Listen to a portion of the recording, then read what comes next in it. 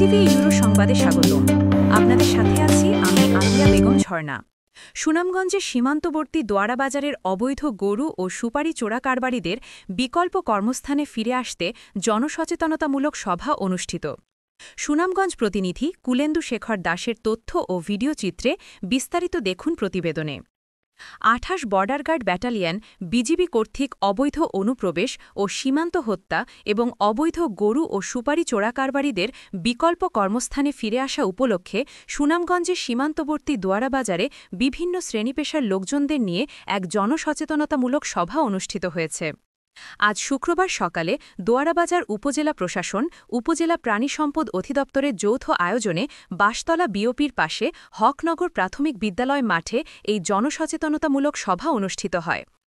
২৮ border guard battalion বিজিবির সুনামগঞ্জ অঞ্চলের অধিনায়ক লেহ কর্নেল AKM জাকারিয়া কাদিরের সভাপতিত্বে এ সময় উপস্থিত ছিলেন দোয়ারাবাজার উপজেলা নির্বাহী অফিসার অরূপ রতন সিংহ, থানার অফিসার ইনচার্জ মোহাম্মদ জাহিদুল হক, হকনগর সরকারি প্রাথমিক বিদ্যালয়ের প্রধান শিক্ষক তোফায়েল আহমেদ ও সহকারী শিক্ষক এনামুল হক সহ আরও অনেকেই। সভাপতির বক্তব্যে ২৮ বর্ডার গার্ড ব্যাটালিয়ন বিজিবির সুনামগঞ্জ অঞ্চলের অধিনায়ক লেহ কর্নেল AKM জাকারিয়া কাদির বলেছেন, সীমান্তবর্তী দোয়ারাবাজার উপজেলায় ৩টি বিওপি, বাগানবাড়ি, পেকপাড়া ও বাঁশতলা রয়েছে। এখানে ৩টি বিওপির মাধ্যমে সীমান্ত সুরক্ষা, চোরাচালান ও অবৈধ অনুপ্রবেশ প্রতিরোধে বিজিবির সদস্যরা দিনরাত নিরলসভাবে দায়িত্ব পালন করে যাচ্ছেন। বিশেষ করে এই সব এলাকা দিয়ে প্রায়ই চোরা কারবারিরা গভীর রাতে ভারতীয় অবৈধ গরুর চালান এবং শুষ্ক মৌসুমে সুপারি পাচারের প্রবণতা উল্লেখযোগ্যভাবে বৃদ্ধি পায়। ফলে সীমান্ত এলাকায় উত্তেজনা সৃষ্টি হয়ে কখনো কখনো সীমান্তে প্রাণঘাতী সংঘর্ষে হতাহতের ঘটনা ঘটে থাকে। তিনি আরও বলেন, এই উপজেলার বাগানবাড়ি বিওপির এলাকায় বোগলা বাজারে একটি পশুর হাট রয়েছে। আন্তর্জাতিক সীমান্তরেখা থেকে মাত্র ১.৫ কিলো দূরে অবস্থিত।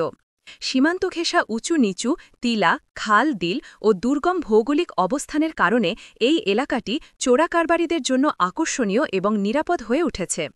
ফলে সুযোগ সন্ধানী চোরাকারবারিরা এইসব প্রাকৃতিক প্রতিবন্ধকতা অতিক্রম করে ভারত থেকে অবৈধভাবে গরুর চালান বাংলাদেশে এনে কোনোভাবে বোগলাবাজারের পশুর হাটে প্রবেশ করলেই প্রশাসনিক জটিলতার কারণে তা বৈধতা পেয়ে যায়।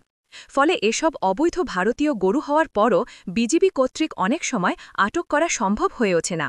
তাই শিক্ষক মণ্ডলীর যারা শিক্ষক রয়েছেন তাদের বাচ্চাদের ক্লাসে বই পড়ার পাশাপাশি সীমান্তে অবৈধ গরু চোরাচালানের বিষয় অনুপ্রবেশ সম্পর্কে ধারণা দেওয়ার আহ্বান জানান।